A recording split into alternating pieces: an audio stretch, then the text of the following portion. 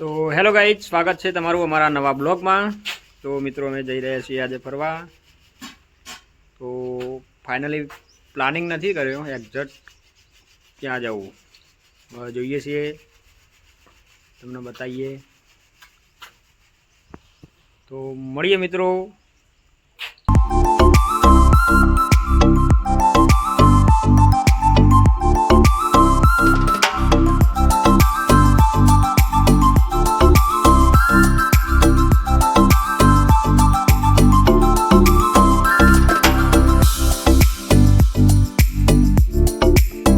Finally મિત્રો અમે ખેરાલુ આવી ગયા છીએ અને ખેરાલુ ચોકડી ઉપર નાસ્તો કરીને હવે જઈ રહ્યા છીએ ડભોળા સાઈડ જવું છે। જોઈએ આગળ શું પ્લાન થાય છે, મળીએ મિત્રો। તો મિત્રો ખેરાલુમાં પણ પતંગ ઉત્સવનો બહુ જોરદાર બધું આવી ગયું છે, આપ જોઈ શકો છો। બન્યા રહેજો મિત્રો।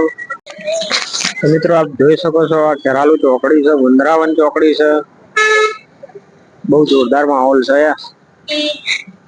આપ જોઈ શકો છો।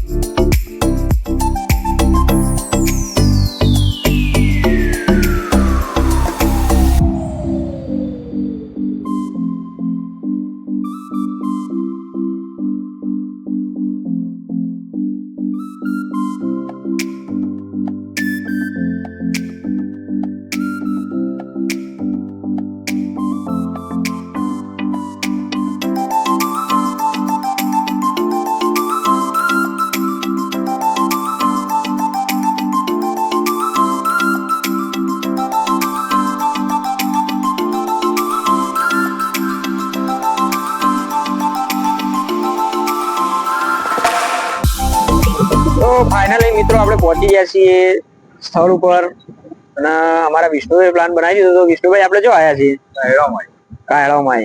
તો મિત્રો અમે કાયળોમાં પહોંચી ગયા છીએ, કાયળોમાંના બોખરે મતલબ કાળી માતાના દર્શન કરવા। તો ગાઈઝ તમને બતાવીએ। તો મિત્રો આપ જોઈ શકો છો આ કાયળોમાંનો બોખરો છે, ત્યાંનો વ્યૂ છે, કેવો સરસ મજાનો વ્યૂ છે। તો મિત્રો આવી શકો છો કાયળોમાંના દર્શન કરવા। તો મિત્રો જરૂરથી પધારજો અને ખાસ મિત્રો કે આવો તો એકલા ના આવતા, જરૂરથી કોઈને સાથે લઈને આવવું। તો મળીએ ઉપર મંદિરે, તમને બતાવીએ। ગાઈઝ અહીંયાના આપણને સેવક મળી ગયા છે, અહીંયા ભક્તો આવતા હોય તો સેવા કરે છે આ કાકા। તો આપણને બે શબ્દો જણાવશે મિત્રો। તો બોલો કાકા, અહીંયાનું થોડું બતાવો ને મને। તો આપણો અંગ્રેજો વખતની માં જાગૃત બનેલી છે।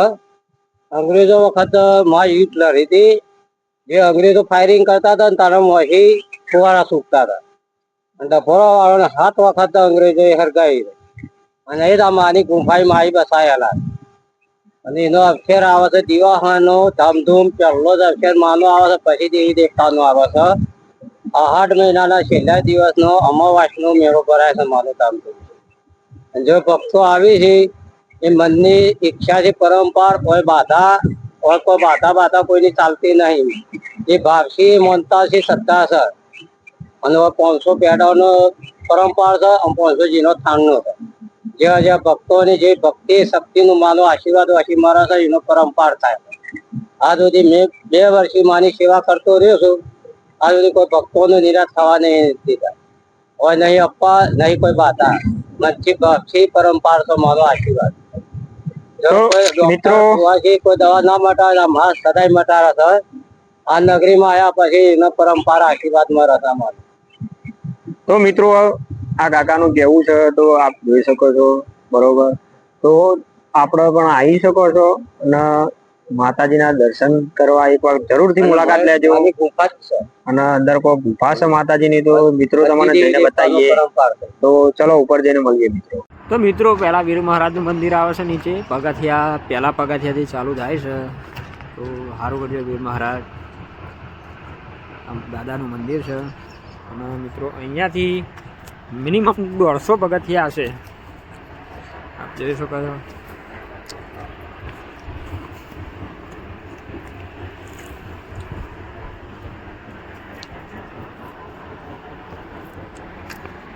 તો મિત્રો ઉપર જઈને તમને વ્યૂ બતાવીએ. તો મિત્રો આપ જોઈ શકો છો કેવો નજારો છે.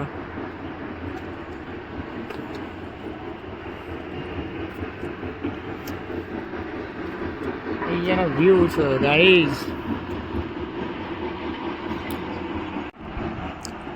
તો ગાઈઝ તડકો બહુ છે, તડકાના કારણે વ્યૂ બરાબર આવતા નથી. અહીંયા પથ્થરની કોરી પણ છે, ઝૂમ કરીએ.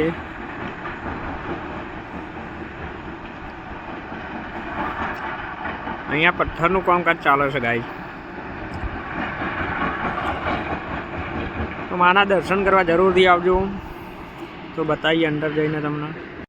તો ગાઈઝ અંદર અહીંયા ગુફા છે, અંદર આપણા સાક્ષાત કાળી માતા પ્રસન્ન વિરાજમાન થયેલા છે. તો આપ જોઈ શકો છો. અંદર જઈને તમે દર્શન કરાવીએ. અહીંયા નીચા નમીને જવું પડે એવું છે ગાઈ.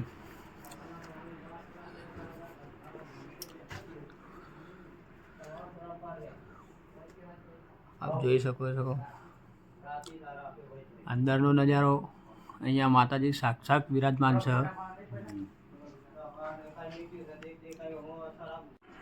તો ગાઈઝ આપ જોઈ શકો છો અહીંયા માતાજી વિરાજમાન છે ગુફાની અંદર.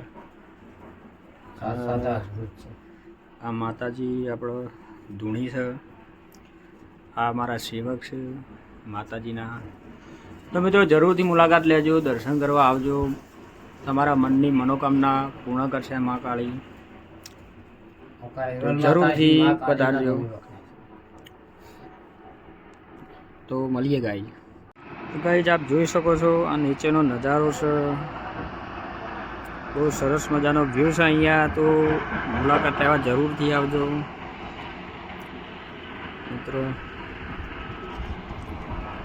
તો ચલો મિત્રો નીચે જઈને મળીએ. તો ગાઈઝ આપણે રિટર્ન આવી ગયા છીએ ઘરે. બહુ મજા આવી જાય. જો અમારા વિષ્ણુભાઈ થાકી ગયા છે, થાકીને બેઠા છે. તો મિત્રો જરૂરથી એક વખત દર્શન કરવા તમે જજો માતાજીના. બહુ સરસ જગ્યા છે. તો મિત્રો મળીએ નેક્સ્ટ વિડીયોમાં. તો અમારા વિડીયો ગમે તો લાઈક કરો, શેર કરો અને સબસ્ક્રાઈબ કરો. અને મિત્રો સપોર્ટ જરૂરથી કરજો. જય માતાજી.